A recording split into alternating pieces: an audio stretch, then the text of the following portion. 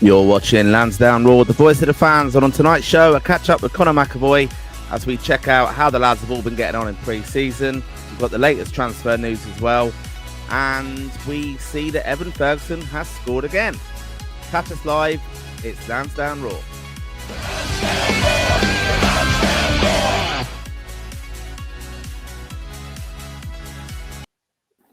How you getting on, Conor? I'm good, Brandy, how are you? I think the big question is your PC okay? Because I think tonight was going to be the first night in a long time me and you were going to start right in time, and then your PC decided to crash on you. So. My PC did, yeah. I just want to check, does it sound okay? I'm just going to double check all that. All good. Sound all good. Better than Dave anyway. So, yeah, welcome to the show, everybody. Thanks for joining us on a Monday evening. I'm Martin Prendergast, joined by Conor McAvoy, rap tracker himself. He's been giving me a load of grief offline here tonight about who he wants to be talking about. He's very, very excited. I think you can all, some of the Raw faithful, you will know who he's very, very excited about chatting about, because I've seen some of your comments already coming in. And one of our favourite players here on Lansdowne Raw. If you're new to the show, make sure you do give us a subscribe, give us a follow, give us a like. Check out Rep Tracker himself on X at Rep Tracker, and also check out Lansdowne Road on Facebook, where you get all the latest news and information from Dave, who is not here again, Conor. He's not here with the Raw Faithful. Another live show that he's missed. You know, Dave's in pre-season mode.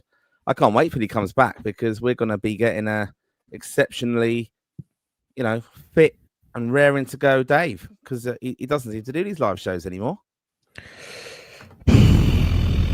I've lost all faith in him, to be honest. As TK says, is Dave dead? The question is, we don't even know ourselves at this stage. We do not know Martin.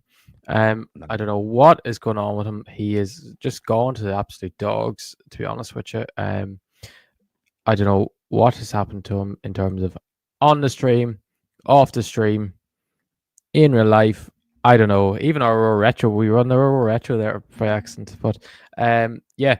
Were we? Oh dear. Yeah, so I had to change that there. I didn't realise that. But in terms of the stream, it's not going well so far, to be honest with you. But in terms of football on and off the pitch, for an Irish point of view, it's going swimmingly well at the moment, I must say. Yeah, but it has thrown me, to be honest, a bit of a disastrous start. Right as we were due to start, we were having a chat and all ready to go. PC started messing around. The intro was all ready. We were going to chat about all the latest news, of course, coming up in Irish football. I was asking Conor who he's seen goals scored by, what speculation we're kind of hearing, rumours, all sorts of things. I'm off to Enfield Town against Arsenal's under-21s tomorrow night here in London. And I was asking Conor about any eligible Irish players, and we were getting along fantastically well, and then all of a sudden the PC crashed. But that's it. That shows you what we're about here in Lansdowne Raw. We still got it up and running. How was your weekend, Conor? Anyway, were you busy? Because I'm going to tell you about my weekend in a minute. But did you have a good one? Yeah, it was good. I went to Drake on Friday in Manchester. That was good. It was a very good concert. And the rest of the weekend, I just flew home on Saturday. I watched football, basically. I had a great weekend on Saturday. Jeez, it was a great day for me watching football. I watched the King Bosun, and then I watched King Evan, and then I watched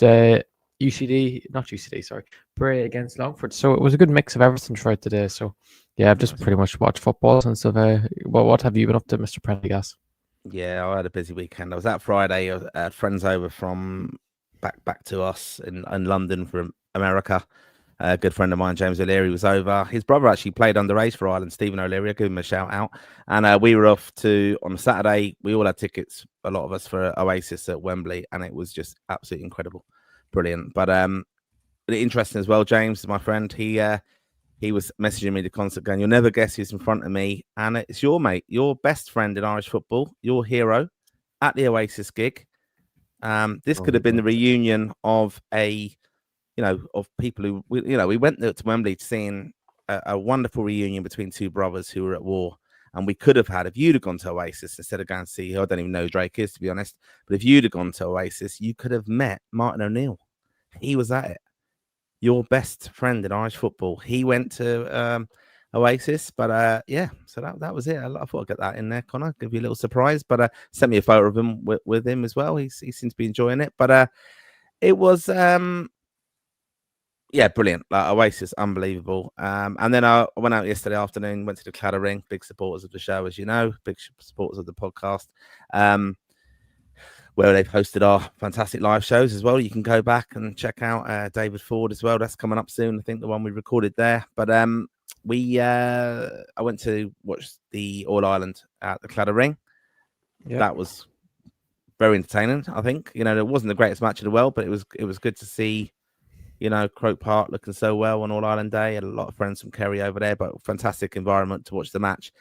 And right at the end of it, the under 20, obviously the Lionesses were in action, and saw the penalty shootout. And yeah, that went down really well in the Cladder Ring as well. I think in London, I think an Irish pub in London, people quite happy. I think seeing England. I think it was just name on the trophy for me. The way I think they were ahead in the knockout stages for 4.5 minutes or something like that. It's some stat. So incredible. Oh, I was so gutted. I was gutted for them. So gutted for Perspian. Yeah, some good goals in the final though. I mean, it was I do think though. Yeah, I mean the penalties though. I mean some great penalty saves to be fair. I mean it was a lot better standard than the last penalty shootout we saw, but anyway, but there's been a lot of fallout over here in England and lots of nonsense being spoken still. I've seen actually the Lionesses were outside Downing Street today where the Prime Minister Keir Starmer was hobnobbing with Donald Trump, so up in Scotland. So very strange weekend overall, but a busy one. But yeah, looking forward to getting into it here. And as I said, if you are new to the show, make sure you subscribe. We've got 631 of you watching this evening. And what we do on the show, we catch up with the latest news of Irish football. We want to get your comments. I can see the comments coming through already. And please, again, make sure that you have subscribed to the show because we're going to go through all the latest news. You can ask me and Conor anything you want to within reason. And let us know your views as well. And I like that little comment there straight away. The Flucanesius. Lucanesses. Yeah, and we're going to be busy soon as well, Conor, aren't we? Meeting up, I think, next week. Yes, we are. We're going to a match next week, and the whole Lansdowne Roar family is in Ireland, and we have an exciting week for the podcast. We can't say until later in the week, but it's exciting week for the podcast, exciting month actually when we're getting into here because this the restarting of watching the Irish lads abroad, and my phone's buzzing away here. I can't. But it's on World Cup qualifiers, which I cannot wait for. Martin, I said before, I cannot wait for the World Cup qualifiers. But I can't wait for the week ahead we have, and what's the future for Everton. Yep. No, it is. We have got some mad, exciting plans. We've been working really, really hard in the off season, even though we've not really had an off season, to be honest. But we're really looking forward to kind of sharing you that all with you. So make sure you subscribe because that's how you get notified.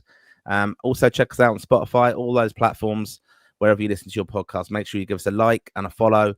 And if you're very, very kind, give us a 5-star rating on Spotify as well, because it really does help us. We've got lots of plans for the pod and the show. And one of the things we just want to emphasize to all of you, we really value your support, but this is a passion project for us. It actually costs us money to do this, and we're looking at ways where we can bring in more income to help us. We can't say nothing yet, Martin. We can't say nothing yet. No, but I'm just saying we've got lots of exciting plans, haven't we? Like we did the live shows. That's something that we've done. So we are reaching out to you, the Raw faithful. So make sure you subscribe, and then you'll be notified. Is that right, Conor? Jeez. Yeah, have your and make sure you're liking this video, and make sure you're subscribed. Or we will do the worst thing possible, and we'll bring Dave back onto the live zone. We do not want that. Exactly. Yeah. So apologies for the late start, but yeah, we want to catch up with you. And so where to start then? I think the latest one will be Corrie Ndaba, as a young player. Well, relatively Ndaba, sorry, young player who's moved today. Is it? Yes, Martin, confirmed today. It was confirmed today. He moved over on. He went over to Lecce on Friday. It kind of came out of nowhere, didn't it? It was. I'm laughing at the commentary. He went over to. There was a deal agreed on Friday, which kind of came out of nowhere. I think we all thought, Martin, and then he flew over on Saturday to start his medical and then finished it today, which is quite of a unique thing they must do in Italy. If they can't finish it in one day, they move it from the weekend until the Monday. So yeah, it's been a move that's kind of come out more. I think of all the moves that's happened this transfer window, including Callum O'Dowda to Ferran Forest, even when Mikey Johnson looked like he was going to sign for Flamengo. This is right up there with as mad as it is, because it's not all that often that you have an Irish lad that was playing for Kilmarnock in the Scottish Premiership that's gone straight to the Italian top flight. And you can see there's a clear valuation that Lecce put us on his head, because they've went and got him under a 3-year deal with an option for another 2 years. So they must think very, very highly of him. He's a defender. He can play at centre half. He can play at left back. Played a lot of last season at left back, which is a huge positive from an Irish point of view, that we've a left-sided defender that could play at full back, centre half, that's now going to be playing in the top 5 league, which we will not have this season, because obviously Scales is playing in Scotland. Aaron Cashin's unknown in the Championship.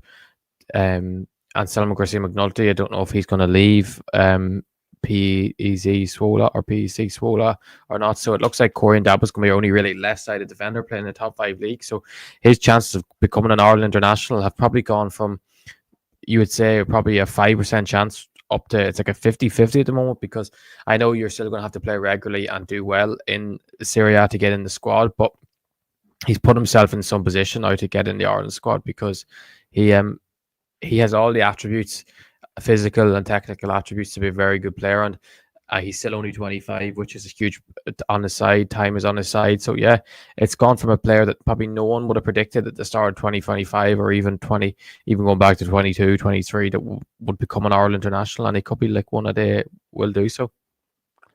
And but would we need to be worried at all? Like, 'cause he does qualify for South Africa, doesn't he? Is that right? I've seen that on Facebook comment, actually. I see that, and then I've seen he's eligible for Ghana as well on transfer market. So I don't actually know if that is just he has a South African name and he's from his Ghanaian descent, but no, I don't think so. He's been capped at Ireland under 18 level, and he's been in a couple of 21 squads in the past. I don't think he's been actually picked up a cap, but he's been in squads. So yeah, I would imagine he's a very proud Irishman. If he's picked for Ireland, he'll be pulled up. Yeah, well, we'll be following that one closely. And where you can find out about how he gets on in Italy is obviously on our weekly show on OBIG, as part of our regular live show. I guess he'll have to be added. He'll have to be added to OBIG. He'll have to be added, won't he? You know, well, we might have to have an Italian section now. You know, so because of we've got obviously Evan over there. And speaking of Evan, another goal. There he is in that wonderful shirt. Amazing. Yeah, it's unbelievable, isn't it? Would it be your favorite kit you've seen so far this season? Yeah, I do like it. Yeah, I think it is. It's pretty smart, isn't it? I do. I mean, Adidas do those ones really well, don't they? And I know then it starts to kind of all the negativity comes out about Castore and things like that. But no, they do it well. And yeah, but look, let's talk about him. I mean, 4 goals in his debut. Lots of hype around that, of course, and we spoke about on a previous show. But you know, he's gone out in the 1-0 win in another friendly. And he got the goal. I mean, that's what he can do, isn't it?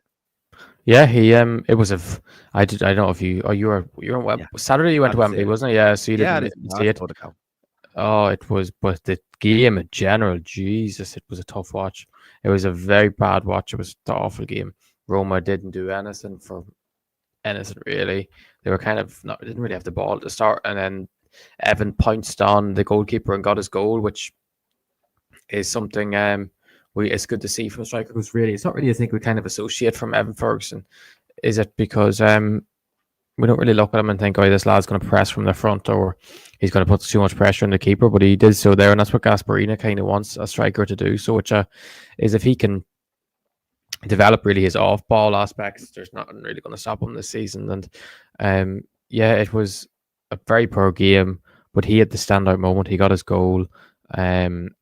He offered a decent amount of the game. I think he offered as much as you really could have asked him to, because it was such a bad game that there was no service, there was no real football played. I know Roma rested a couple of players after the game played midweek, where he scored 4, and he didn't have Dybala there, who's going to be looked at his main really source of creativity in that team. And Dobbik, the other striker in the team, is to say he's out with fatigue at the moment. So it gives Evan actually a good chance to nail down that number 9 spot whilst Dobbik is away and score goals. And I think it's going to be the start of a very, very special season for Evan Ferguson, because I think it's all signs, especially with the slower pace in Italy, it kind of suits his big frame and his ability to get on the end of crosses. So yeah, I'm looking forward to you. Yeah, and we will obviously bring you latest news on Evan as well. Evan Watch, of course. Let us know in the comments if you think is the hype getting too? Are we getting too? How many goals are you going to score this season in Italy, top level? He'll get 15 money. I think it's the minimum he'll get. Yeah, I guess the minimum he'll get. I think I'm thinking he'll get like 19 league goals, unless he gets a bad injury. But I think if he stays fit, I think he will. But put in the comments what you think he's going to get this season, because it's an interesting one, because a lot of people are, as I said the other day, it's a very strange one, because some people are so positive about Ferguson and they just praise him, and then certain people are flip-flopping, like they seen the video of the praise he got at the airport and they're like, oh, this is great, look at that. But then once he starts scoring goals, no, it doesn't count. He scored against the Serie D team, doesn't count. Scored against the Bundesliga team, no, it doesn't. Pre-season, never like pre-season, doesn't matter. It's just some people never please. But yeah, it'd be interesting to see how many goals people think he's going to score this season. Yep, so do give us your views. It's the most interactive Irish football podcast out there. No airs and graces here. So let us know what you think. We will obviously be catching up with Conor in a minute, giving us his feedback on how the rest of the lads got on in the pre-seasons. But if there was any speculation you want to share with us, any thoughts you want to give as well, I know there's been a bit of criticism Adam Ida online a little bit from Celtic fans, of course, not happy with him and where he fits in with Celtic and stuff, because they actually start very soon, don't they, their season? Yeah, it is. It starts next weekend, doesn't it? Because I was going to say actually the season in Italy doesn't start till like the last week in August, so it's a bit of a it's a bit of a gap, and I think it's a bit annoying, to be honest, because I want to see him start playing league games as soon as possible. So yeah, it is. It's pretty disappointing from Evan's point of view, but then at least we have the lads in League One and Scotland starting next weekend. I'm not sure about the rest of whether the Dutch league and stuff. Maybe I say the Dutch league might start because of how early a lot of our clubs are playing in Europe. So yeah, it'll be looking forward to next weekend. It's going to be exciting, and we're going to kicking off our lads abroad. We'll have Josh Keeley, Millie Alley, and Mark McGuinness for Luton Town next Friday night against Wimbledon, which will be a good one. Yeah, looking forward to that as well. But I want to concentrate first of all on a player that we've been speaking about for quite a while now. He's been on our radar, of course, and this is Bosun Lawal. He's at Stoke City.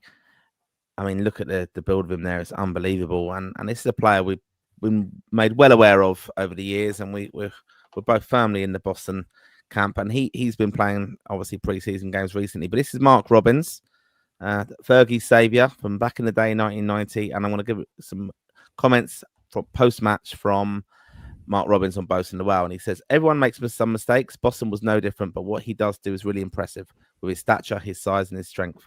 Not only that, the quality with his feet. He's got soft feet, the ability to beat a man. He can do that from the last line. He's taking a risk when he does it, but he brings the ball out. He's looking like Franz Beckenbauer at times. He was brilliant. There was loads to like, and he's going to fill a few positions for me as well. He's a gem. The fact he was injured last season was a blow for everybody, including himself.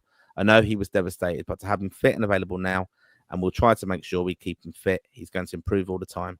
He's one of those players who'll soak things up, and he'll improve with the experience of doing it, as well as seeing it. Having Bosun there is fantastic because he can fit in anywhere.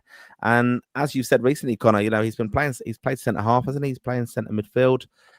Is this the hype train getting really carried away on Lansdowne Roar, or is this justified? I'm still in the camp. All aboard the Bosun Lawal train. No. Tell you what, it took off a couple of years ago. It took off when he first became that animal at Fleetwood a couple of seasons ago. I told people to jump aboard the train years ago. Certain people did, certain people didn't. I'm firmly in the camp that when you have a player of Boston's ability, he should have been included in the Ireland squads when he was playing in League One. Just because he was playing at the level that he was too good for, he showed that he was ready to get that next level. And as a gaping hole in our team is that midfield. He's a special talent. I think we're starting to see it now. That performance at the weekend was absolutely outstanding. He was simply the best player on the pitch, and it wasn't even close. There was Brazilian internationals, there was a lot of top level Wolves players on the pitch, and Bosun was head and shoulders above every single player on the pitch. His ability on the ball, his ability off the ball, his ability for a player of his size, 6'3", 6'4", to be so, as Mark Roberts says, soft feet is a good way of putting it, to be honest, because he is just he's absolutely outstanding. Mark Robbins actually spoke again about him today, saying that he reminds him of David Beckham running with the ball as well. So yeah, I just love him as a player. He's has everything to be a top class player. I know all the Irish fans that watched it the weekend loved him. And the interesting thing was, because it was on Premier Sports, but it was the Wolves TV commentators that were doing the commentary, and they were absolutely singing his praises. And as I tweeted, you've got a good player on your hands when the opposition are all singing your praises, because he was powering lads off the ball. His ability stepping out from the back, he's just so cool and composed. And like, this is not even him in his best position. You can just see when he'll step into midfield how easy he'll make it look. And that's the thing, he makes football look so easy. And as a type of player everyone loves to watch, and he has everything to go on and be a top player. It's just about his body holding up. And in fairness, his body's never let him down. It was only last season with the back injury that let him down for the whole year. But other than that, he's not had like a injury record where we should be fearful. So he's an unbelievable player, unbelievable talent. And this season is the start. And he's, like many young Irish players we're seeing from that Jim Crawford's group from the last camp, is starting to really think this pre-season's been the start of a lot of them really blossom into what they should be and what they will be. And yeah, it just got me excited on the Saturday that I got to see Bosun actually proper play, because it's been probably a year and a half really since we last played him, seen him play at the level we kind of expect of him because of injuries. And like, it would have been what would it have been? It would have been like May, or no, it wouldn't even. It would have been March and April of 2024 when we really would have seen Bosun playing like that before. So, yeah, it's a joy to watch. Yep, and I mean, obviously we're following him closely here because all aboard the Boston train. Well, you may have missed it. You may have missed it. Yeah, but I know that we were out in Luxembourg, weren't we? And he got called up late to that squad, didn't he? Who did he replace in that one? He came in after, didn't he? Yeah, he did. Someone pulled out injured. Yeah. Can't remember who it was now off the top of our heads, but we were over in Luxembourg as we go to many of Ireland game, of course. And yeah, I was lucky enough to, I was with Kean and Kean, Rep Tracker Kean I was with. And we were able to have a little chat with him. And yeah, I didn't go over the top with how we adore him so much. But yeah, look, he's one that it's going to be very, very popular with fans, because I think when he kickstarts into this season and he stays fit and he plays really well for Stoke, and I mean, if your manager's talking about you now, and that's something that I think when we were looking at Obig last year towards the end of the season, when he was coming in towards the end and playing out of position, I think he played number 10 role at one game, didn't he? Yeah. Just kind of getting match time. Right back, knew that didn't really suit him. And yeah, so they were very much planning to get a good pre-season into him. That's something that we've been constantly going on about here. So it's brilliant to see the manager talking about him so glowingly. And of course, we'll be following him here. But we're going to get round up now with the rest of a lot of the Irish lads. And this is, again, some amazing content. You only get this on Lansdowne Raw. And I know this has gone down really well. He's very bashful and shy at times, Conor. But, this goes down really well. And it takes an awful lot of work to put this in. So I've just put that image up there now. But I will read it very, very well. Do you want to read it, Conor? Or will I fly through it? You can go through it, and I'll tell you if I need to comment on it. Yeah. That's the best way of doing it, isn't it? We know how to run this show together, don't we? Not like the other lad who I've seen. He's already been commenting, but wherever he is around the world. But yeah, look, this is what Conor does. He do follow him on at Rep Tracker on X, of course, and you get the latest news in Irish footballers, how they're getting on. It takes an awful lot of time to put this effort in to bring us Irish fans up to date with how the lads are getting on. So Andrew Moran, he played 30 minutes for Brighton versus Coventry City, and he picked up an assist. Josh Keeley, another. Sorry, what was that? I said, get up, Andy. What a player! Oh, get up, Andy. Oh yeah, Jesus, another one. I like the way you started. Is this the kind of the order of favouritism? This is, I think, perhaps. But Josh Keeley made his Kenilworth Road debut for Luton Town, and he won man of the match against his old club Spurs. So well done to Josh. That was good to see. Another friend of the pod. Brilliant to see. Amazing. Yeah. And I've seen that actually a little bit online, really, really happy with having signed him, Luton. And yeah, I was doing a little bit of research for the season ahead, and he was a big loss, obviously, Leyton Orient, because I think they've lost quite a few players, but they've actually brought in a few Irish lads, haven't they, as well? So, Yep. But a big loss, I think, goalkeeper wise for them. So great addition for Luton, as we've spoken about previously. We just mentioned, obviously, Bosun Lawal won man of the match, an outstanding display for Stoke versus Wolves. Copyright that comment as that's a quote, direct quote, that is from Conor. Outstanding display. Casey McAteer, he scored for Leicester City in a 3-1 loss to Cole. He's having a great preseason, by the way. Leicester fans are loving him. Again, absolutely. I think with Casey, though, the back of that brilliant performance against Senegal at home for Ireland, he's taken his chance there with Ireland, didn't he, as well? So, brilliant to see. It just shows you the confidence, especially attacking players need that kind of belief in them. Adam Murphy played 90 minutes for Bristol City versus Cheltenham Town on Friday night, while Sinclair Armstrong played 30 minutes versus Plymouth on Saturday. And Ferguson scored his 5th goal, as we spoke about earlier, in 2 games for Roma in a 1-0 win versus Kaiserslautern. Jamie Mullins played 90 minutes against Spurs on Saturday for Luton Town, yeah? Yeah, he did. Yeah? No. He Wycombe Wonders. Sorry. I saw that, actually. Yeah, that was up by me, where I live. Yeah. They played a game at Hotspur Way, or wherever it is. Yeah, because Spurs have so many players, so they played 2 games on Saturday.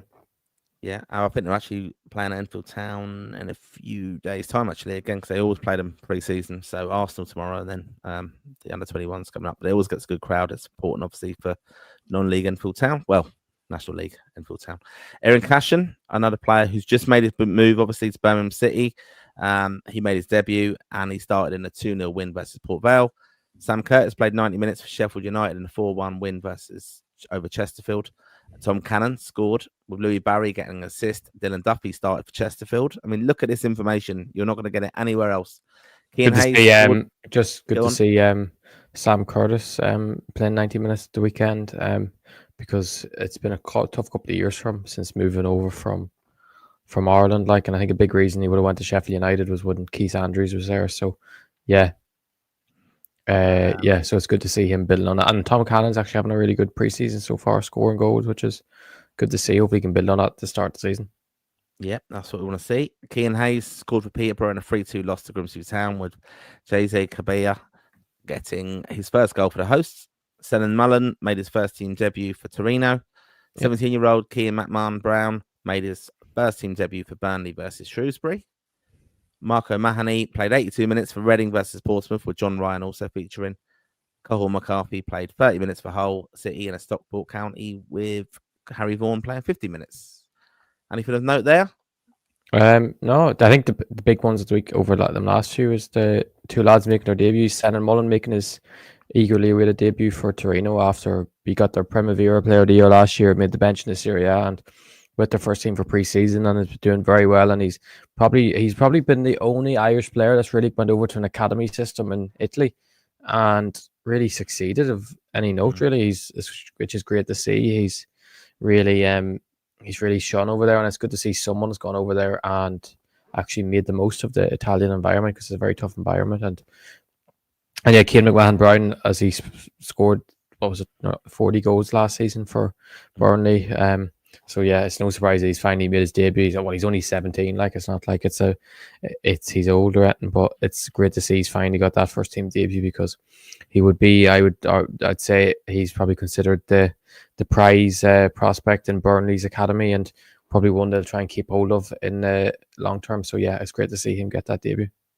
Yeah, amazing. Teo Adaramola started to make his Leyton Orient debut versus Watford in a 1-1 draw versus James Abankwa's Watford, where he Rocco Vata was rested, I believe, fatigue or something. But good to see Teo, actually, because we haven't spoken about him getting his move on loan to Leyton Orient for the season. As a top signing for Leyton Orient, who've done actually a very good job of replacing the very good players that they had there last season. So it's a good move for Teo to obviously he's stepping up to League One and to a League One side that will be going for promotion, and he's all the attributes to go on and play for Ireland in the future. So hopefully he can build on that. Yep, that's what we want to see again. Jack Moylan scored for Lincoln City in a 4-2 win over West Brom. Aaron Ochea Maloney played 45 minutes for Malaga and a 2-1 win over Almeria.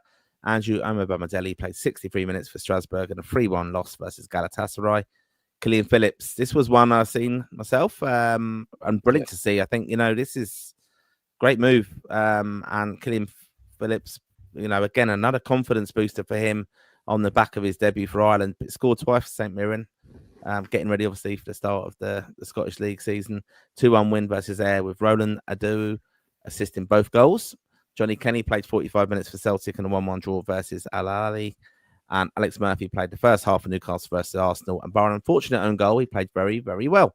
John Patrick Finn played 70 minutes for Stade Reims in their first game in Japan. And that's a bit of a roundup for you. But look, see loads of comments coming in. But absolutely brilliant, Connor. I mean, we bring Obig to you every week, and that'll be a bit more high profile, of course, because when everyone's interested in the season, we'll all be seeing the goals. We'll watch a match of the day. We'll obviously be covering Italy now and France and all sorts of international leagues where Ireland players are playing their trade. We want to see them do well, of course. But, Connor's giving you the information right here now in pre-season. So looking forward to it. I mean, that's really promising, isn't it? Yeah, and actually on Alex Murphy, I'd say it was so disappointing for the poor lad because he actually played so well. He actually put it in a very good display, and he was up against Saka. And you'd see if you looked at it, you searched his name for the first, I don't know, whenever the Arsenal goal went in, I think it was like 37, 38 minutes in the game. Probably the first 36 minutes of the game, it was all Newcastle fans saying we've got a real player in our hands. This fella's a real prospect. Leave him in the first team. Don't send him out on loan. And then the goal went in, and you're thinking, oh God, because in fairness, it was one of them own goals. It's kind of, you can tell what he's trying to do, but it ends up looking like a calamity of a mistake. But you could tell he's just trying to clear it.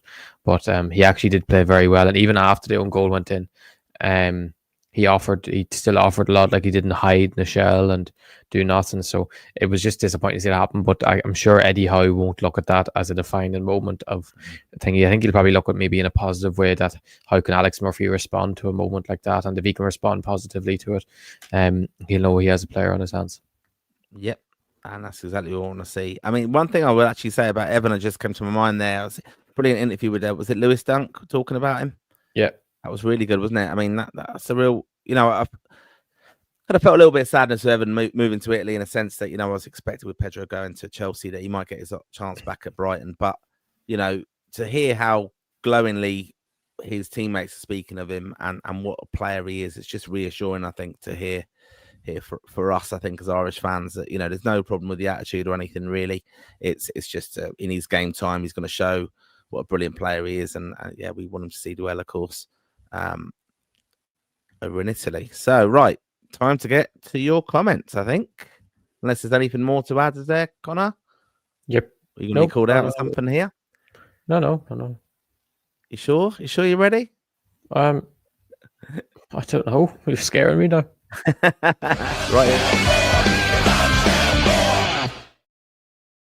Right, so straight in. Thank you again to the 1,400 of you watching this evening. Really do appreciate it, because the season's not started yet, but this is where you have to get into us on our weekly shows, where you can obviously catch up with the latest news in Irish football. But yeah, thanks again for watching, and we're going to go straight in with Donny Nagel, who watched Stoke versus Wolves on Saturday. If Bosun Lawal doesn't go to the very top, then I give up. He was waltzing past Joe Gomez and Andre, Brazilian internationals, as if they weren't there. See, that's what I like to hear, Donny Nagel. People can start to say it's not just me. And then Martin Fitzpatrick given out to me for when's it starting. That's obviously the little technical hitch we had. Holy smokes, says Baylor. Rolling Stone, I see a lot of Irish fans are worried about Finn Azaz's injury. It could scupper his big move to Crystal Palace. Sure. Do you think that's dead in the water, Connor? We were chatting about that, myself and the other rep tracker, Kian, the other day. And we were just chatting, like how, medicals work and stuff at this level. Because it's not a real long-term injury, is it? Anything to be worried like that. But, players do move, don't they? And their window, when is it going to close? It's not till the end of August. It's the end of August, so he's plenty of time. If the move's going to happen, I'm sure Crystal Palace aren't going to be frustrated over missing 3. It'll be 3 more weeks. He'll probably miss the start of the season, but it's been disappointing. I've seen Rob Edwards said he's been unbelievable at training and stuff, and that it's just come at the wrong time because I've seen Eze could actually be going to Arsenal now again, and that kind of that could scupper that. But I just hope that he can get a move. But if he doesn't, he'll shine again in the Championship, which is, if he's playing every week and scoring goals and assisting goals every week, isn't the worst thing in the world. But we want to play at the highest possible because we know he can do so, and he'll know that himself. And I know I'm throwing this one on you now again because we caught up with Chio in action last week. But did Ipswich play anything? Chio's not been involved in anything further? No, he played the weekend. No, he played yesterday. He had to play. I'll check again what. I know he came off the bench. No, he didn't start. No, I know he played. But he was. I was talking about young players when I was putting up post Mr. Prendergast. All right, sorry about that. But no, I'd like to know where Chio is. And then here comes Nick. Don't want to get ahead of myself, but I think Bosun is the greatest player to ever play the game. There you go. All aboard the train. B stands for Beamish, I suppose. Lennon Miller will be the breakout star of the year. Hopefully, he will make the Ireland squad for the qualifiers. Go on, good Irishman. Yeah, Chio played 22 minutes. That's what it was. He played 22. All right. Jack Taylor. Oh, hurry up. He did. Who? Jack Taylor. Yeah. And Sammy. I couldn't hear. Yeah. Oh, sorry. That's his shirt behind me. On the wall behind me. All right. Just pointing it out. A few new additions coming. Gaelic edits. Oh, hurry up, lads. I didn't even know the theme tune even this long. What is a Bosun? Says Beamish. And then Rolling Stone. Bosun, the Werewolves waltz past 2 lumbering champion players. I think the term you should be using is burst. No Irish ever waltz past anyone. Ever. Burst past, maybe. God, says Nick. And Evening Rolling Stone. We haven't seen Rolling Stone in a while, have we? He's back. No, he's back. He's been on good to have him back. Sleeve. John O'Mahony, is there any senior players or under 20 players you would expect to get a move loan? I'm thinking Mark McGuinness and Franco Uma. Luton won't want to let Mark McGuinness go, would they? Because he's part of the rebuild there. Well, not the rebuild. If they hadn't have got parachute payments, I would say, yeah, definitely, because they need to recoup money. But I think they're just going to hold through and not let him go and make sure he stays with them. Franco Uma, yeah, he'll definitely go no. I think he's injured again, sadly, because he hasn't featured as for their 21s or their academy or their first team in pre-season. So I think he must be injured. Trying to think, possibly Andy Moore might go on loan. I'd say it's probably more likely than not, but he is doing very well. Of like, if you're going to say if anyone's going to get a chance at Brighton, he'd be the most likely, because he's had a very good pre-season. Other Irish lads I'm trying to think of. There's actually not that. I'm trying to. Jack Morehouse, I think he's going to Leyton Orient on loan. Who else is there? Will be going on loan, Martin? Tell me who's in the 21. United do like that little the London kind of that Leyton Orient one. They did that in the past with a few underage players. So hopefully we get down to see them. I'm trying to think. Sorry, hold on. Let me get the 21 squad in front of me. I'm trying to think because a lot of the senior ones probably not. We thought we were hoping maybe Collins and Azaz or Knight. It looks like all 3 are staying where they're at. But like the senior squad, it kind of seems like most players are kind of settled where they are, especially with like Darusha. We all thought he would have went. But yeah, I'm trying to look here. Okay. All right. Maybe like O'Brien with Marshall, he'll definitely go on loan. Alex Murphy will probably go on loan if he doesn't stay. I don't think he'll probably do a Newcastle or they'll probably let him go on loan again. And I mean that's the kind of thing this season, isn't it? You know, like obviously players in pre-season are getting opportunities and stuff, but some of the senior pros are kind of coming back. You've had the all right, it might not apply to us too much, but you know, you've got the players who are playing at the World Club Cup and things like that, or they're off and they've travelled or experienced with the first team to places, and then they look at them, don't they? They look at how they settled into their squad in that environment, but then they work out, look, this is really going to be beneficial for them now. Everyone kind of keeps their cards close to their chest and then works out the loan system. But yeah, it's fascinating because we've seen players go and get some really good loan deals, and we've seen it go catastrophically wrong as it did with Evan last year. So it's going to be interesting, but especially the under 21s though, because they've got to be playing, haven't they? Really, because I think you hear players playing, excuse me, in that under 23 league or whatever, and going down the leagues when it matters for players' mortgages that they're playing in those teams. you learn an awful lot than playing in that under 23 academy football, don't you? I think. It's just Don't have to answer crap. that. Like the players are good Yeah, technically, it's but just not there's nothing on the competitive. line. So it's just glorified Yeah, friendlies. it's just not competitive, is it? Yeah, that's it exactly. Here we go. Rolling Stone. Bosun Lawal is a big lumbering oaf who couldn't walk past his grandmother. B stands for Beamish, I suppose. Ferguson score more goals than Haaland this year, 100%. Alfie Keneally, hi Conor and mine. Any news on Owen Eldon's Irish passport so that he can represent the under 21s?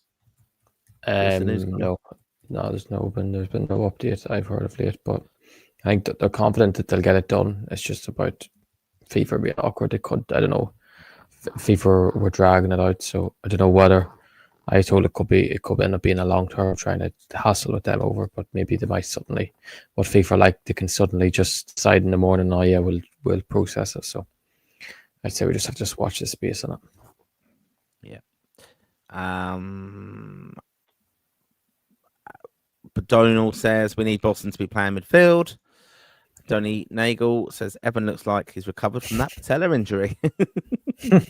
Freddie Simpson, opinions on Cornell Martin, the Lincoln fan, Connor's mate. No, we said your opinion on him. Oh, my opinion? Yeah. On who? Cornell. I read it as Dave Carell. No. Right. Rolling Stone, what is the loving with Bosun? The way people talk about him here, you would think he was an Irish Yaya Toure. Because he is. He is, yeah. He's better than him. Got to ask Martin, was that you with the fireworks outside the Brandywell last week? That was a laugh. Playing style-wise, he's pretty similar to Yaya, to be fair, says Yes. Nick. Rolling Stone, I have never met Noel Gallagher. I would ask, why did he record definitely maybe with the worst drummer ever, a rhythm guitar player who could only play bar chords and a shy... Oh, Jesus. B stands for Beamish. Conor, great stuff updating us all on the Irish lads got over the weekend. Martin, always a pleasure, never a chore. Who is Dave? Fact. But why is Rolling Stone so angry tonight? Yeah, he just doesn't seem to. He's just talking about. Is it because Lennon Miller still hasn't got to move away from Motherwell? Maybe, yeah. It could the be great that. Lennon Miller. Yeah. Gaelic edits. Is Zeffy still joining Sligo? No, he's not. I don't think he was ever going to join Sligo, to be honest with you. And then it would kind of be a last resort thing if he ended up with Sligo, to be honest. Yeah. I don't know what it's about. Calm down. You got that tip, 250 tip last week from someone. It was a super chat. What was that? Yeah, the super chat we got last week. So okay. he's saying. Yes, sir. Yeah. And then this lad, Rolling Stone's just chatting about Tony Carroll, who was the drummer for Oasis, just saying this is a man whose parents brought him his first drum kit when he was 6. What on earth was he practicing on? He played the same beat on every song, and definitely maybe. Yeah, he got sacked anyway in the end. Gaelic edits, that Chloe Kelly needs a humbling. What the fuck was that run up? Attention seeker she is. Should be playing for Ireland, eligible for Ireland, of course. No, she said I'm so proud to be English after. So don't I know that, yeah, but still. But no, she was down at QPR, wasn't she? And very popular with everyone there after winning it last time. I mean, it's incredible. My view on the women's game is definitely changing, and I think the facts don't dismiss what she brings to the England team. Like I think she's an elite level kind of in the women's game without a doubt. We have Katie McCabe, of course, Denise O'Sullivan as well. I think some of them just the levels is frankly rubbish, to be honest. I know that's very, very dismissive, but some of them are very. I mean, they're Spanish. Some of their goals and some of the. She actually missed a penalty, didn't she? Did she miss the penalty? The girl who won the player of the tournament. I think she did. Don't know who won player of the tournament. You follow these things. TK, nothing beats a Jet 2 holiday. Rolling Stone, who is Colin talking about here? Rolling Stone, he's talking about Corrie Ndaba, and that was the player who has recently moved to Lecce. The football final was savage. That's just talking about the All Ireland, says Gaelic edits. Martin Fitzpatrick, is Johnny Kenny going to Bolton? Have you heard anything about that? No, the button offering what Celtic turpentine. And here he is, Mr. Consistency of the pod, David Dunn. Don't worry, TK, I'll be back on next week and we'll actually start on time. Yeah. He's never late for anything, Dave. Nick, great move for Ndaba. Defensively fantastic, but not sure he's got the attacking side of the things for Heimer's system. He'd be very good as a left centre back in a back three. TK, let's got a little smiley emoji to Dave. Here we go. Just talking about Evan Ferguson. How many goals we think the Royal Faithful he's gonna score this season? Reed McLaughlin, 19 league goals. Well, not your prediction, Connor. Wow, I'd be shocked if he gets 12. I'd say max 20 to 22 all club comps. And then Rolling Stone. This is the insight from the injury room. The slow tempo of Serie A won't put too much pressure on his paper mache patella tendon. Rolling Stone, look at the build on Bosun. He has everything in his locker apart from actual ability.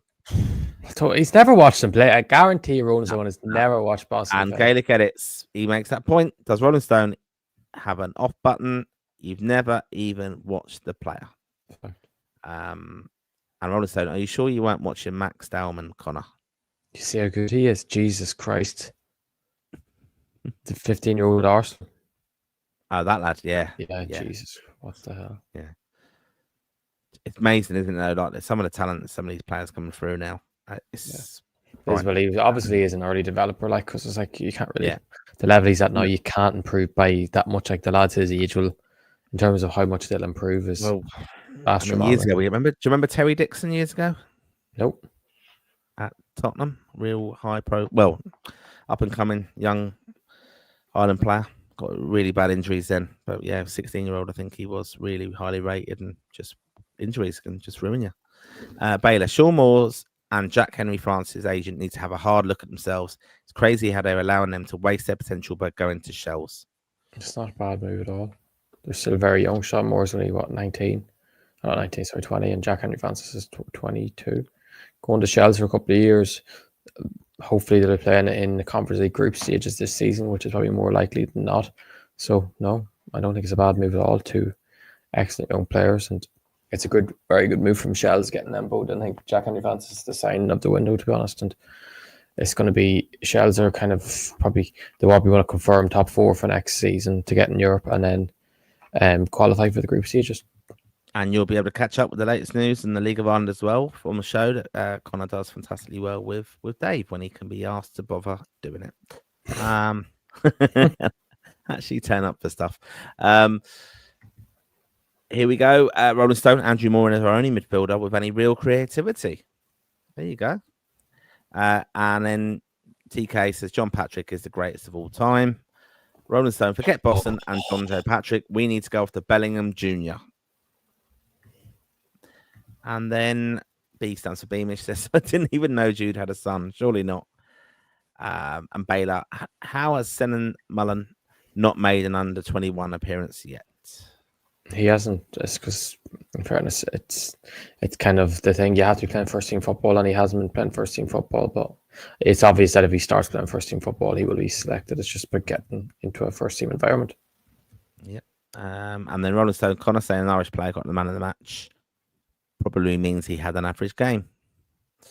And what I said, Josh Keeley and Bosun Lawal, who both got man of the match. Man of the match, yeah. It wasn't the rep tracker man of the match, it was the official man of the match.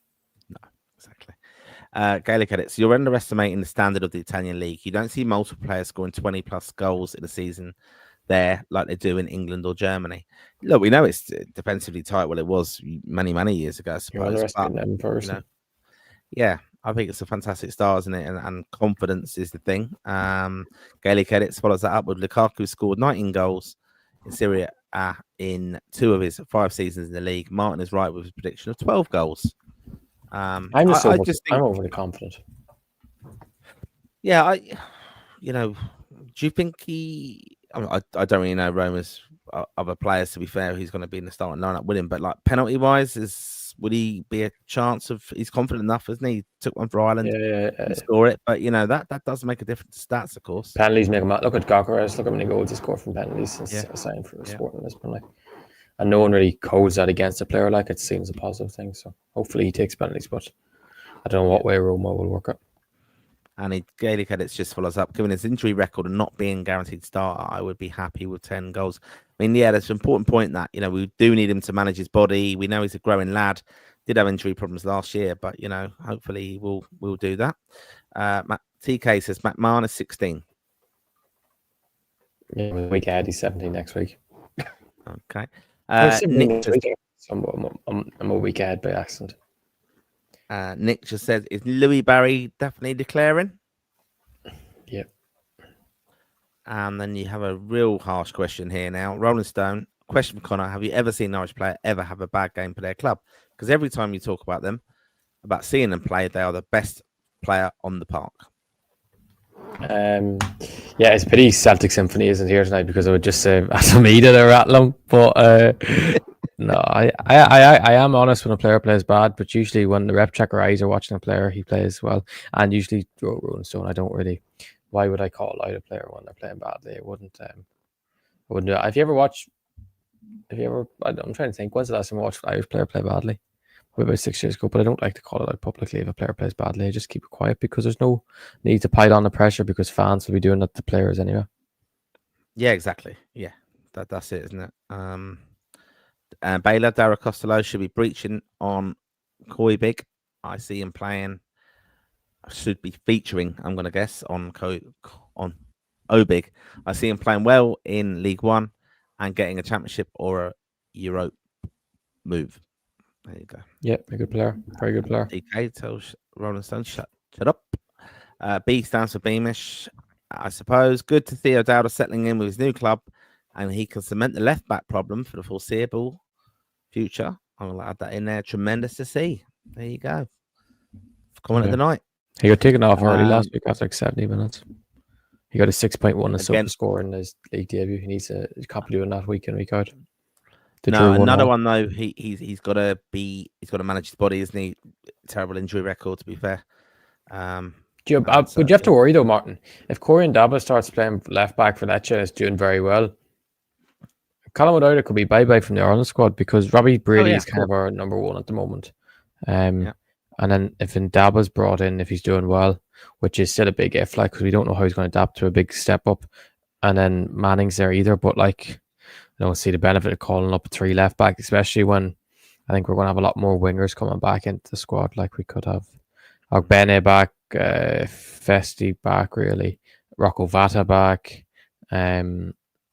We could have Louis Barry in the squad in September. So yeah, I think that will rule out maybe another left because we've seen Ryan Manning getting moved up to number 10. But if we have some of them options all fit in September, we can't consider Brian Manning playing that high up the pitch, to be honest with you. I mean, I love doing this and we're chatting about things, but in all honesty, do you think that squad is going to change that much? Like, is he, it would have to be some catastrophe with some of our players being injured that he's going to bring in players who, like, do you not think Hyman's kind of settled a little bit?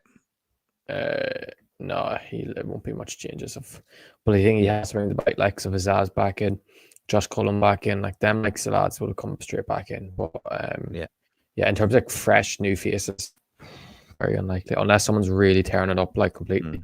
Maybe I think Louis Barry could be a possibility because I can see him doing very well with Sheffield United this season. But like in terms of maybe like Ndaba will have to start the season really well, and the problem is that their season starts last week in August, so it would only be 2 games maybe before the squad's picked. So yeah, and it's probably unlikely that he just comes straight away and starts starting straight away. So yeah. It won't be, if there's anyone, it just has to be a real standout. Or Bosun maybe because he hasn't made his debut yet, but if he starts the season really well, or starts in midfield, I think he'll be brought in. Yeah, I could see that happening definitely. Right. Conor's judgment on players, says Rolling Stone, seems to be as bad as his judgment on comedy. His favourite comedy is Damo and Ivor. No doubt he thought the Republic of Telly was comedy genius back in the day. Give up, Donny, please. Says, and then he says, I've been glued to Finn Azaz highlights videos, Conor. Have you enjoyed them? They'd be very good. Any transfer news, says TK, for Jonathan Afolabi? No, it seems to be quiet. He's back with his club in Belgium for pre-season. But I reckon he'll probably be on the move. Yeah. James Agnew, one of our writers from our fantastic writing team on lansdowneroad.ie. Do check out some amazing articles there. where you can get nostalgia, opinion pieces, of course, as well.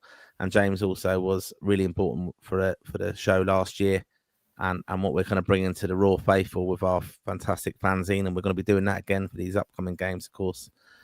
So, yep. James says, reckon Roma will shift a fair few of those green and white jerseys to Ireland fans. Yeah, I agree with you completely. And one thing I would actually say from the Oasis gig at Wembley, I was thinking there wouldn't have been a lot of those kind of Bose shirts and stuff, but yeah. There was. I've seen all of them, or a lot of people, because I don't know if Bose ever brought out, the black goalkeeper one.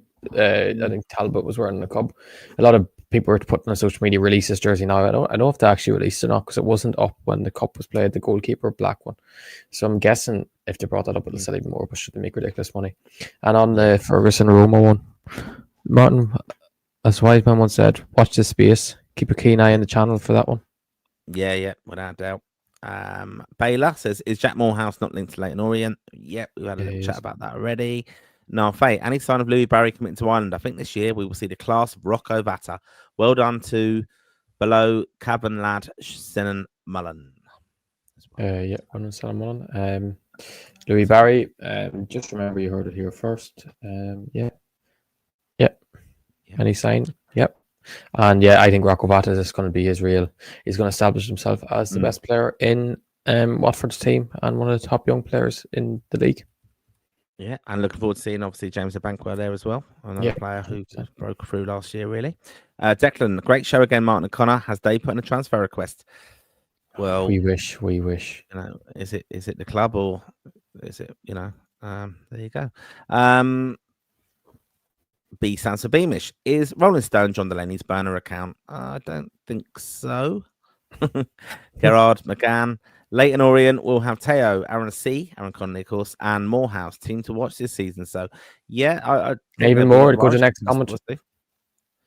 And Ollie O'Neill and Killian Cahill is as well, says TK. Yeah. So, yeah, we do love that. Obviously, I think over the years we've had Sunderland, Preston, big Irish links, Ipswich, I suppose, as well. We've got Brentford as well as a team that I kind of follow a little bit now, just to kind of keep an eye on, especially with Kelleher there. I saw a lovely little image of Kelleher embraced by the gaffer there, Keith Andrews, recently. And I think we will just obviously be following the lads where they're playing for Ireland and hoping they're doing well. Our Brighton sending Andrew Moran on loan, says Rolling Stone. I'm guessing he probably will go on loan, but he's putting a massive case in for himself to be a part of the first season team for next season. So I'd say he probably will end up with load, but as long as it's not the championship, I'll be happy. Yep. James Agnew, off topic, but Martin, do you know why there is such a difference in ticket prices for Armenia away? £45 euro for the higher category. Last time we played them, tickets were £6. Yeah, don't know, to be honest, James. There's category 1 and category 2, and I think we were going to get 900. I think we're probably going to approach half of that, I think, with demand. So yeah, I think that obviously the FAI have closed the away portal for that game. But if what I would say, and I don't want to create loads and loads of work for the FAI, but we are a good bit away out from the game. If you did fail to apply in time, make sure you just drop a message to the ticket office there, the FAI. I'm sure they'll help you out. Do a great job as always. Don't know the ticket prices, the difference on that, but often happens, sadly. That's a massive jump, isn't it? They are, yeah. The European countries just catch up though, and they catch us out, and this sometimes that could be because that's what we're going to be charging them when they come over. It could be price match kind of thing, is what I would guess at, because we often have problems with that. Can you kick Rolling Stone out? Says TK. I'm not going to read the Oasis. Why is he? Gaelic Edits. Core was Murphy up against that Dowman. What a freak talent. No. Murphy was up against Saka in the first half, and then it was Matt Target played the second half. So yeah, Murphy played against Saka, and he actually done very, very well against Saka.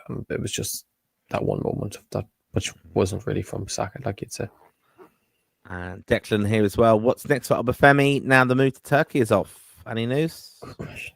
Who knows? Where is he? He'll go somewhere like because he's too much talent not to get it to a decent club. But like, very disappointing, Martin, isn't it? Obviously, it seems like the agents have destroyed that. I don't know. Maybe because they said something about getting more money off Burnley. So maybe Burnley might have done something that has rightfully so affected the deal. But yeah, it's very, very disappointing to see him not get that move to Turkey because he was going to go actually to a very good league and get to a club that obviously only finished mid-table, but you could think he would have done well. So yeah, it's disappointing, isn't it, that he hasn't got that move? And just like, where does he go now?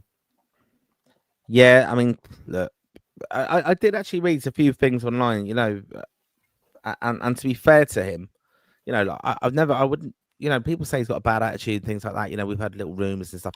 I think it's just probably his application, I would say, to training and things like that. But I've met him a few times. He's an absolutely lovely lad, Obafemi. Absolutely buzzes playing for Ireland. I met him on the night of his debut in Aarhus. I've met him since as well in the Castle Knock Hotel and also another time. And he's absolutely, he really loves playing for Ireland. It's just his moves just haven't worked out for him and stuff. But he's a very popular lad around the camp, I would guess, from what I've seen as well. So yeah, I'd really hope he'd kind of knuckle down and get a move because incredibly talented. But yeah, it's just a shame really for him, I suppose. It just shows you, like Irish players will just catch up, won't they? They're all coming through and they're just causing a lot of. That's the thing we always say. I was like, oh, who's going to be this next player? Who's going to replace this player? It's always the thing, oh, who's going to replace this player? We're never going to have a player to replace that player, and then someone just comes through, like I don't know, or someone develops. You can just see a talent coming through, like so. Yeah, so yeah. If he doesn't get back to what he was, he's already been overtaken, but he'll never get back in even the competition if he doesn't sort himself out. Yep. So that's someone obviously we'll follow as well. Any latest news, we'll obviously bring it to the Raw faithful. Gaelic Edits also says Azaz must have offers from outside of England. He has to. Yeah. Anything on that, Conor? No, I don't know what sort of, but I know there has to be. It seems like it's Premier League, like if he's going to go, but yeah, he has to. If he's going to have interest in Premier League, he'll have interest from other, it's a top 5 leagues in Europe, and yeah, I would be shocked if no bids go in before the end of the summer. But yeah, it would be disappointing to see him not going to move because he's how good he is. But yeah, yeah. So it's just disappointing though, isn't it? Yeah, exactly. Yeah. P Ireland says, lads, did you see Lifestyle Sports wants €138 for the new Ireland home jersey? What? That can't be right. I'm just having a look on Intersport, which is Elvery's, and the white jersey that's discounted now. Well, that's the women's one. But then the women's home one is €96. I'm on Lifestyle Sport here. Oh, it's for the pro home jersey. You know, the official one. Oh yeah, right. Okay. It's €140 on thingy. They what would you say? I don't know if you call it replica, but just player kind of prop thing. Yeah. The one people actually buy, like the normal one everyone buys, is €95, which is quite steep. Right as well. Jesus, yeah. Yeah, and then I mean, it is 100 for the women's, because you can actually buy the women's one. There's a women's one that's modeled by a man, and it's €138. But the one that we were like would have last wore like for Senegal at home and stuff is 140, and then the women's one is 138. So yeah. I mean, some of the last kind of Castoria range, the kind of last season stuff in a way, with the kind of the light kind of pastel kind of green kind of color with it. That stuff, like, there's a lot of that stuff's on sale now. But even looking like the half zip kind of tops, I'm just looking online here, like they're €84. It's just priced completely wrong, isn't it? Like if kids want that, the pre-match top €96, that's like, it's incredible, isn't it? Right, the pricing, and they've got to get that right, because the thing is that's Castoria, isn't it? Or it's Lifestyle, and it's whoever selling. Yeah, I suppose. Yeah. I mean, they just get their deal and maybe get a small percentage of everything sold, but I'd say that's but just wait for it, because it all ends up going on sale as well. That's the thing. I mean, they've done a golf collaboration, which a lot of, I know Man United do a golf range. I'm waiting for the jokes now. Let's just stick to golf. But Arsenal do as well. So you've got that fan apparel, and I suppose that. But Ireland did it as well, Castoria, because they do golf, of course. And it's quite nice, quite subtle. But Pricey, like incredibly pricey for some of it. So I'm going to give Rolling Stone a little bit of a comment here. I actually loved the race back in the day, but their music has not aged well. Don't agree with that at all. Unbelievable on Saturday when I was there at Wembley, and I mean obviously going to Dublin as well. You'll see a lot more Bow shirts, I'm sure, in Dublin for the Oasis concert when they're there in a few weeks' time. But I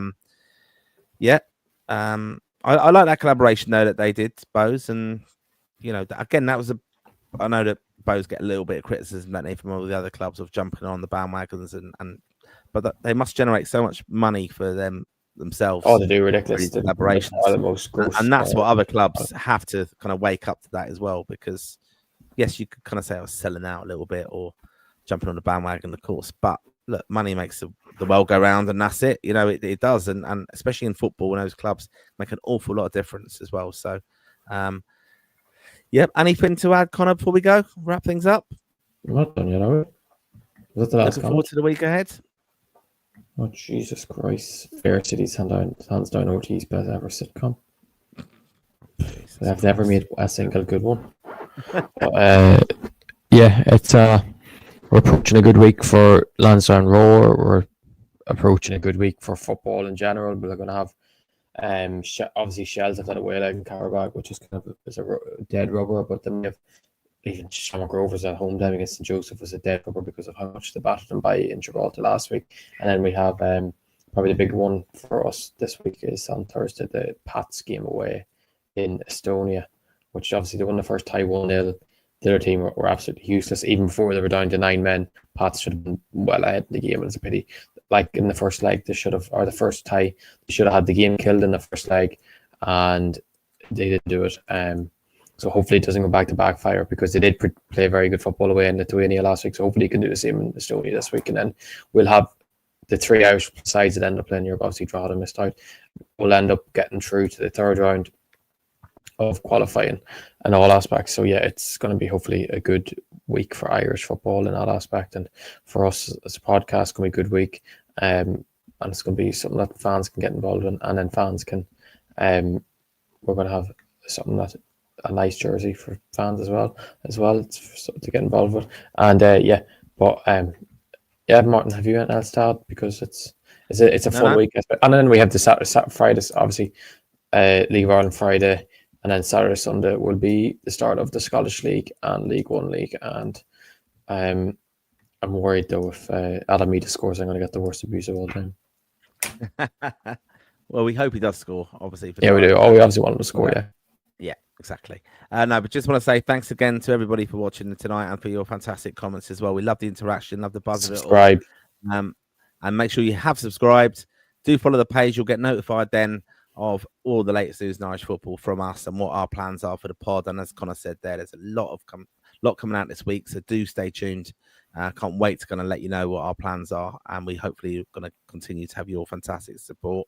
Massive games coming up for Ireland, September, October, November. We're going to be at all of those. We're heading to America in the new year, and I can't wait for that next summer because Jacob Bryan actually said the other day. Did you see that? Yeah, I was going to say Jacob Bryan was absolutely buzzing, going, oh yeah, well I'll be here because he was on tour, weren't they there? So also saw some lovely comments. David Moyes speaking glowingly of Seamus Coleman, of course, as well earlier. You didn't see Jacob Bryan's mistake, though, did you? No, I didn't. Oh no, I did. You know what? I didn't. But someone I was with yesterday did tell me about it, and he said I saw Joey O'Brien's mistake, and I said no, you didn't.